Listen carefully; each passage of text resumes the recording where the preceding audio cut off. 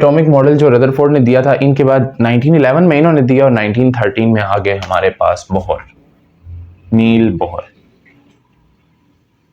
नील Bohr इनका पूरा नाम था। इन्होंने एटॉमिक मॉडल दिया रदरफोर्ड के मॉडल की आगे वजाहत करने के लिए, उसको जो उनकी बातें गलत थी उनको सही करने के लिए इन्होंने एक मॉडल दिया था। ठीक है, अब इनके मॉडल को हम देखें तो इन्होंने कुछ 2D स्ट्रक्चर एटम का एक्सप्लेन किया था। ठीक है, डिफेक्ट इसके क्या थे ये मैं आपको बाद में बताऊंगा।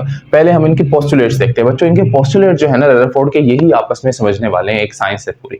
ठीक है, तो हम इनकी खाली पोस्टुलेट समझेंगे क्योंकि आप अभी इतने बड़े लेवल पे नहीं है कि आपको इनकी एक एक चीज एक्सप्लेन की जाए। तो मैं सिर्फ कोशिश करता हूं कि आपको मोटा मोटा एक्सप्लेन करूं, बट बीच में जो वर्डिंग्स आ जाती हैं उनको एक्सप्लेन करने के लिए कुछ कॉम्प्लेक्स चीजें हो जाती हैं। ठीक है, तो मैं फोकस मेरा ये होता है कि सिर्फ आपकी बुक ने जो दिया है वो मैं आपको एक्सप्लेन करूं। ओके, नेक्स्ट मूव करते हैं हम postulates of Bohr atomic model. अब बोहर एटॉमिक मॉडल के पोस्टुलेट्स देखें बच्चों। पहला पोस्टुलेट है कि electron revolve around the nucleus in only in one circular orbit has fixed energy therefore known as energy level. According to Bohr वो कहता है कि जो न्यूक्लियस के इर्द गिर्द इलेक्ट्रॉन रिवॉल्व करता है ना, वो एक सर्कुलर ऑर्बिट, ये ऑर्बिट्स आपको नजर आ रहे होंगे सर्कुलर, एक एक बना हुआ है। वो कहता है कि एक ही सर्कुलर ऑर्बिट में रिवॉल्व करेगा और उसके पास फिक्स एनर्जी होगी। मतलब जिस भी सर्कुलर ऑर्बिट में रिवॉल्व कर रहा है ना, उस ऑर्बिट की फिक्स्ड एनर्जी होगी, ना एनर्जी रिलीज होगी ना एनर्जी एब्सॉर्ब होगी, फिक्स एनर्जी होगी। और वो जो एनर्जी होगी ना, इसी की वजह से उस ऑर्बिट को हम एनर्जी लेवल भी कहेंगे। ठीक है, तो एनर्जी लेवल अब इसको बना लेंगे। जो ऑर्बिट्स है ना, ये जो आसपास है, अब इनको एनर्जी लेवल्स बोले आप। ठीक है, क्योंकि आगे की चीजें जो आएंगी वो एनर्जी लेवल्स के बारे में बात होगी। सेकंड बात इन्होंने क्या की, इन्होंने कहा कि energy of electron in orbit is directly proportional to the distance from the nucleus. ये कह रहे थे कि अब इन्होंने पहले क्या बात कर दी कि इलेक्ट्रॉन जिस भी ऑर्बिट में घूम रहा होगा उसकी उस ऑर्बिट में फिक्स एनर्जी हो। ठीक है, फिक्स एनर्जी हो गया। वो एनर्जी कितनी होगी इसके बारे में इन्होंने बताया कि वो एनर्जी जो होगी ना, वो इतनी होगी जितना कि उसका न्यूक्लियस से डिफरेंस होगा, डिस्टेंस होगा। ठीक है, अगर एक एटम इसमें प्रेजेंट है, इलेक्ट्रॉन इसमें प्रेजेंट है एटम का, तो उसकी एनर्जी जो है वो जितना इसका डिस्टेंस है इतनी होगी, डायरेक्टली प्रोपोर्शनल है। जितना ज्यादा डिस्टेंस उतनी ज्यादा एनर्जी, जितना कम डिस्टेंस उतनी कम एनर्जी। ठीक है, डिस्टेंस बढ़ाएंगे एनर्जी बढ़ेगी, डिस्टेंस कम करेंगे एनर्जी कम होगी। मतलब कि यहां अगर इलेक्ट्रॉन होगा तो उसकी एनर्जी ज्यादा होगी, यहां पर जो इलेक्ट्रॉन होगा उसकी एनर्जी कम होगी। ठीक है, क्लियर है। थर्ड पोस्टुलेट देखें अगर आप, electrons revolve in only those orbits for which the angular momentum of electron is integral multiple of h by 2 pi। ठीक है, तो ये क्या कहते हैं बहुत, ये कहते हैं, ये जो थर्ड पोस्टुलेट है थोड़ा सा कम्प्लेक्स है, आप इसको देखेंगे गौर से तो आपको क्लियर हो जाएगा, समझ आ जाएगा। ठीक है, वैसे इस लेवल पे समझाया नहीं जाता, हमें भी समझाया नहीं था किसी ने, लेकिन बच्चों के जहनों में क्वेश्चन होते हैं, कई लोगों के नहीं होते बट हमारे जहनों में भी रह गए थे क्वेश्चन, तो इस वजह से इस पॉइंट को लाजमी समझेगा। ठीक है, क्या कह रहे हैं ये कि इलेक्ट्रॉन कौन से ऑर्बिट में रिवॉल्व करेगा। अब क्वेश्चन बनता है ना कि इलेक्ट्रॉन तो रिवॉल्व कर रहा है, ठीक है, लेकिन इलेक्ट्रॉन किस ऑर्बिट में रिवॉल्व करेगा, वो ऑर्बिट कहां बनेगा, यहां बनेगा, यहां बनेगा, ये जहां पर बने हुए यहां पर बनेगा, कहां पर वो ऑर्बिट बनेगा। तो इसका आंसर रदरफोर्ड ने दिया था, बोहर ने दिया था। उन्होंने कहा था कि इलेक्ट्रॉन सिर्फ उन ऑर्बिट्स में रिवॉल्व करेगा जिनका इंटेग्रल मल्टीपल, इंटेग्रल, ठीक है, मल्टीपल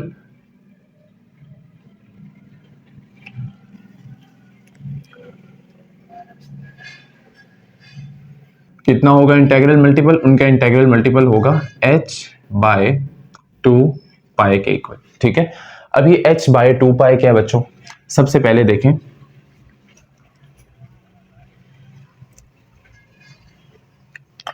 और ये क्या चीज इंटेग्रल मल्टीपल होगी, ये उनका एंगुलर मोमेंटम होगा। मोमेंटम क्या चीज है पहले ये देखें, मोमेंटम क्या, आप लोगों ने पढ़ा होगा 9th क्लास में momentum, what is momentum. Momentum बच्चों होता है आपके पास product of mass and velocity, P से हम इसको डिनोट करते हैं। ठीक है, कोई भी चीज है उसका मास है, ठीक है, और उसकी कोई ना कोई वेलोसिटी है।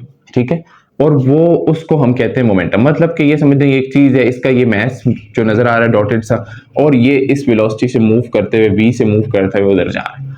ये जो p इक्वल्स टू mv आपने पढ़ा था, ये था लीनियर मोमेंटम। कोई चीज सीधी चलती हुई जा रही है, ठीक है, गाड़ी ये सीधी जा रही है, उसका मास है गाड़ी का, उसकी वेलोसिटी है जिससे वो मूव कर रही है, तो ये था हमारे पास कौन सा मोमेंटम, लीनियर मोमेंटम, चीज सीधा चलने के लिए। अब इन्होंने जो बात की है, इन्होंने बात की है यहां पर एंगुलर मोमेंटम की। एंगुलर मोमेंटम क्या है बच्चों, एंगुलर मोमेंटम आपके पास आता है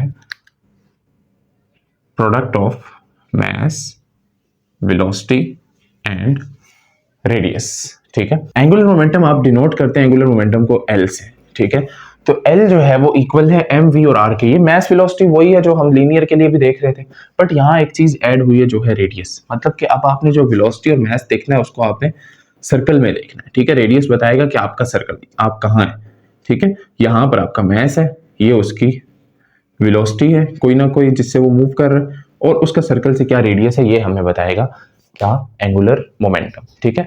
अब एटम के अंदर इलेक्ट्रॉन उस ऑर्बिट में घूमेगा जिसका एंगुलर मोमेंटम होगा integral multiple of NH divide by 2 pi. Angular momentum आपको समझ आ गई। अब बात करते हैं कि integral multiple of H divide by 2 पाई क्या है। H डिवाइड बाय 2 पाई बच्चों, H यहाँ पर प्लैंक कांस्टेंट है, ठीक है, जिसकी वैल्यू है प्लैंक्स कांस्टेंट, ठीक है, जिसकी वैल्यू है आपके पास 6.625 मल्टीप्लाई बाय 10 की पावर -34 जूल सेकंड, ठीक है। ये 626 भी लिखी हुई है, 625 भी लिखी हुई है, जो मर्जी लिख ले आप, पॉइंट के बाद वाली वैल्यू का कोई फर्क नहीं पड़ता, बट 6.625 मल्टीप्लाई बाय 10 की पावर -34 इसको हम कहते हैं प्लैंक्स कांस्टेंट। ये प्लैंक्स थे जिन्होंने ये वैल्यू दी थी। दूसरी चीज आ जाती है H के नीचे आ जाता है आपके पास 2 और पाई। यहाँ पर 2 पाई क्या, आपके पास 2 पाई आपको कंप्लीट सर्कल बता रहा है, पाई हाफ सर्कल होता है और 2 पाई कंप्लीट सर्कल होता है। ये कंप्लीट सर्कल बता रहा है कि जो भी आपके पास रेडियस बनेगा और जो स्पीड होनी है और जो वेलोसिटी होनी है, यानी जो एंगुलर मोमेंटम आपका है वो कंप्लीट सर्कल के इर्द गिर्द आप देख रहे हैं, और H आपके पास क्या आ गया, प्लैंक्स कांस्टेंट आ गया।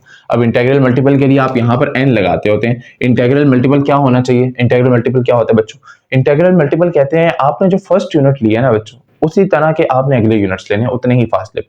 अगर आपने फर्स्ट यूनिट लिया है 0.5 तो अगला आपका होना चाहिए 1, फिर होना चाहिए 1.5, फिर होना चाहिए 2, फिर होना चाहिए 2.5, ठीक है। सेम गैप रखते हुए आपने चलना है आगे। ये इंटीग्रल मल्टीपल्स हैं एक दूसरे के, ठीक है। उसके बाद अगर मैं बात करूं कि हमने अगर ले लिया है इंटीग्रल मल्टीपल का फर्स्ट यूनिट हमने 1 ले लिया, तो हमारा नेक्स्ट क्या होगा 2, 1 के डिफरेंस से 3, 1 के डिफरेंस से 4, 1 के डिफरेंस से 5। तो ये हमारे अब इंटीग्रल मल्टीपल्स क्या है, 1 2 3 4 5। इंटीग्रल मल्टीपल होता है कि आपने जो इंटीजर लिया है फर्स्ट, उसी के हिसाब से आपने अगले उतने ही गैप से लेने, ठीक है। ये इंटीग्रल मल्टीपल होता है। मतलब कि अब यहाँ पर मैं 1 से 2 लिया है तो मैं 1.5 नहीं ले सकता बीच में, ठीक है। ये मिस्टेक हो जानी, गलत हो जाना। तो यहाँ पर इन्होंने बताया कि जो integral multiple of H divide by 2 पाई है, इंटीग्रल मल्टीपल इसमें n जो है वो 1 2 3 4 5 आप कोई भी कर सकते हैं। तो यहाँ पर 1 पुट करें, 2 पुट करें, 3 पुट करें, उसके बाद H को मल्टीप्लाई करें, डिवाइड बाय 2 पाई करेंगे, तो आपके पास जो वैल्यू आएगी वो वैल्यू होगी जहां पर इलेक्ट्रॉन जो है वो रिवॉल्व करेगा, उसके अलावा उसके बीच में कहीं भी रिवॉल्व नहीं करेगा। मतलब कि अगर इस सेल में रिवॉल्व कर रहा है तो इसकी वैल्यू 1 के उस पर आएगी, अगर इस सेल में रिवॉल्व कर रहे तो ये 2 के उसमें आएगी। ये देखें n1 n2 n3 n4 n5 ये लिखा हुआ है कि इंटीग्रल मल्टीपल आप 1 पुट करेंगे तो ये वाला शेल आएगा, 2 पुट करेंगे तो ये वाला शेल आएगा, 3 पुट करेंगे तो ये वाला शेल आएगा। इनके सेंटर में कोई भी शेल नहीं आएगा जहां पर इलेक्ट्रॉन रिवॉल्व करेगा, ठीक है। तो ये चीज समझाने वाली थी आपको कुछ कि एंगुलर मोमेंटम, इलेक्ट्रॉन उस शेल में रिवॉल्व करेगा जिसका एंगुलर मोमेंटम कितना होगा, H डिवाइड बाय 2 पाई होगा, ठीक है। तो ये जो आपका शेल बने हुए ये उसी गैप से बने हुए। अब उसके बाद क्या आता है, लाइट एब्जॉर्ब और emit when electron jump from one energy level to other as long as it present in same energy level light does not radiate. Electron light तब इमिट करेगा या एनर्जी तब इमिट करेगा और एब्सॉर्ब करेगा जब वो एक लेवल से दूसरे लेवल में जंप करेगा, ठीक है। इसी डायग्राम को आप देखें, ये हमारे पास फर्स्ट एनर्जी लेवल है, ये second energy level, third energy level, fourth energy level, fifth energy level. आपको पता है कि जितना न्यूक्लियस से डिस्टेंस ज्यादा उतनी एनर्जी ज्यादा, ठीक है। जितना न्यूक्लियस से डिस्टेंस कम उतनी एनर्जी कम। तो इलेक्ट्रॉन इधर प्रेजेंट है तो यहां से इधर आएगा वो, तो उसके पास पहले एनर्जी कम थी, अब उसे एनर्जी ज्यादा चाहिए होगी। एनर्जी ज्यादा चाहिए होगी तो वो क्या करेगा, इमिट करेगा, एब्जॉर्ब करेगा, एब्जॉर्ब करेगा, ठीक है। एनर्जी जब उसे एब्जॉर्ब करवाएंगे तो वो जंप करके लोअर एनर्जी लेवल से हायर एनर्जी लेवल में आ जाएगा, ठीक है। और हायर एनर्जी लेवल में आना है तो और एनर्जी एब्जॉर्ब करेगा। यहां देखें ये एरो शो कर रहा है कि इलेक्ट्रॉन अगर उस तरफ जाएगा तो एनर्जी एब्जॉर्ब करनी पड़ेगी उसे, ठीक है। अब इमिट की बात करते हैं। अगर इलेक्ट्रॉन प्रेजेंट है इस एनर्जी लेवल पे, इससे उसने अंदर जाना है, तो इससे जब वो लोअर हायर एनर्जी लेवल से लोअर एनर्जी लेवल पे जाएगा तो उसकी एनर्जी क्या होगी, इमिट होगी, क्योंकि उसने एनर्जी कम करनी है। यहाँ पर एनर्जी ज्यादा है, यहाँ पर इस लेवल की एनर्जी कम है, तो उसे अपनी एनर्जी कम करने के लिए एनर्जी को क्या करना पड़ेगा, इमिट करना पड़ेगा। और वो इमिट करेगा जब एनर्जी, तभी वो मूव करके लोअर एनर्जी लेवल में जा सकेगा, ठीक है। तो ये जो एरो लगा हुआ है ये शो कर रहा है अंदर की तरफ अगर इलेक्ट्रॉन जाता है तो वो एनर्जी इमिट करेगा, ठीक है। ये बहुत इजी सी बात है, आपको पता है कि जो इलेक्ट्रॉन जितना दूर होगा न्यूक्लियस से उतनी एनर्जी ज्यादा होगा। अब उसने अगर अंदर जाना है, कम जाना है, मतलब कम एनर्जी लेवल्स में जाना है, न्यूक्लियस के करीब जाना है, तो उस सूरत में उसे एनर्जी कम करनी होगी। एनर्जी कम करने के लिए एब्जॉर्ब तो नहीं कर सकता, इमिट ही करेगा, ठीक है। उसके बाद क्या आता है आपके पास कि अगर इलेक्ट्रॉन जो है ना वो एक ही शेल में रहेगा, मतलब इसी शेल में वो घूमता रहेगा ना, तो कभी भी वो एनर्जी इमिट नहीं करेगा। अब यहाँ पर बच्चों वो बात आती है जो मैंने आपको कंटिन्यूस स्पेक्ट्रम और लाइन स्पेक्ट्रम में बताया था कि कंटिन्यूस स्पेक्ट्रम तो आपने देखा था कि इलेक्ट्रॉन घूमता रहता है, एनर्जी इमिट करता रहता है। अब यहाँ पर लाइन स्पेक्ट्रम जो बनेगा वो इस तरह बनेगा कि जब इलेक्ट्रॉन इससे इसमें जंप करके जाएगा, तब जो इमिट करेगा वो एनर्जी वो बनाएगी लाइन स्पेक्ट्रम। इसके अलावा एनर्जी इमिट ही नहीं होगी तो स्पेक्ट्रम ही नहीं बनेगा, ठीक है। इलेक्ट्रॉन जंप ही नहीं करेगा तो स्पेक्ट्रम कैसे बनेगा? इलेक्ट्रॉन एनर्जी इमिट नहीं कर रहा, ऐसे नहीं करेगा, जब वो जंप करेगा तब करेगा, ठीक है। तो जैसे ही वो जंप करेगा इलेक्ट्रॉन एनर्जी इमिट करेगा, वो एनर्जी आपको शो होगी, वो वहां पर लाइन स्पेक्ट्रम एक लाइन क्रिएट करेगी। फिर उसके बाद फिर इलेक्ट्रॉन जंप करेगा, फिर एक लाइन क्रिएट होगी, ठीक है। तो इलेक्ट्रॉन जब जंप करेगा तब लाइन स्पेक्ट्रम बनेगा। ऐसे इलेक्ट्रॉन अगर घूमता रहे और एनर्जी इमिट करता रहे तो कंटिन्यूस स्पेक्ट्रम बनना था, लेकिन वो बात गलत थी, यहाँ पर लाइन स्पेक्ट्रम ही बनता है, ठीक है।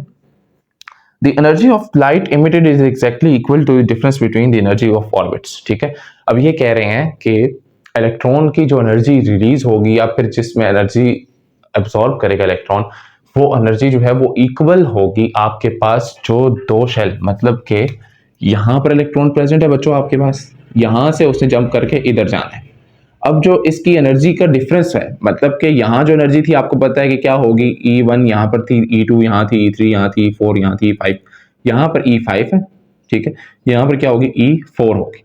तो E4 से E5 में अगर उसने जाना है, E5 से E4 में सॉरी अगर उसने जाना है, तो उस सूरत में क्या करेगा, इसकी एनर्जी जो इमिट होगी ना, जो ये निकालेगा एनर्जी, वो एनर्जी इन दोनों के डिफरेंस के इक्वल होगी। मतलब कि E5 में से E4 माइनस करें तो जो आपके पास वैल्यू आएगी वो आपके पास एनर्जी डिफरेंस होगा, ठीक है। यही E1 और E2 का इन्होंने बताया कि डेल्टा E जो है, जो एनर्जी डिफरेंस आएगा हमारे पास, जो एनर्जी रिलीज होगी जब एक इलेक्ट्रॉन जंप करके हायर एनर्जी लेवल से लोअर एनर्जी लेवल में जाएगा, तो वो एनर्जी किसके इक्वल होगी, E2 माइनस E1 के। मतलब जो इसकी एनर्जी थी इस वाले शेल की और जो इस वाले शेल की एनर्जी थी, इन दोनों की एनर्जीज को आपस में माइनस करेंगे हम, तो हमारे पास वो एनर्जी आ जाएगी जो एक इलेक्ट्रॉन इमिट करेगा जब वो एक हायर एनर्जी लेवल से लोअर एनर्जी लेवल में जाएगा, ठीक है बच्चों। तो ये था आपके पास मॉडल्स थे कुछ, ठीक है, तीनों एक्सप्लेन किए मैंने आपको।